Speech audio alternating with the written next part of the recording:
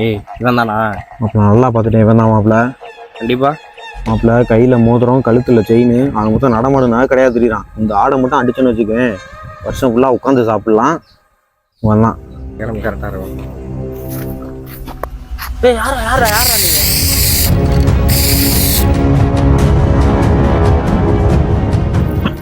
இங்க இறக்கி விடு மாப்பிள்ள.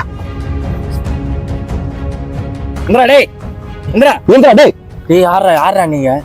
உள்ள கழுத்துல போடுற செயின் நான் காட்டுறோம். டேய் அது எதுக்குடா உங்களுக்கு? நாங்க என்னமோ பண்றோம் குர்ரா. டேய் இது கவரிங்கடா. மாப்பிள்ள கவரிங் நகை போட்டுருக்கவன தூக்குறீங்கடா. ரிஸ்க் இருக்காது. மாப்பிள்ள இருமாப்ல. அப்புறம் இன்ஸ்டாகிராம் ஃபேஸ்புக்லலாம் ஆடி காரு R15 பைக்குன்னு போட்டுக்கிறது எங்கடா அதெல்லாம்?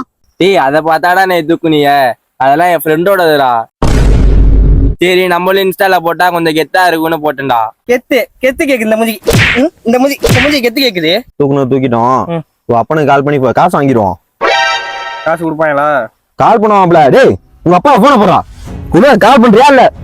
டேய் எல்லாரும் அதை மட்டும் அடிக்காதீடா. மயக்கம் வந்தாலும் பரவாயில்ல. போன் அடி. உங்க அப்பா காசு கேக்குற.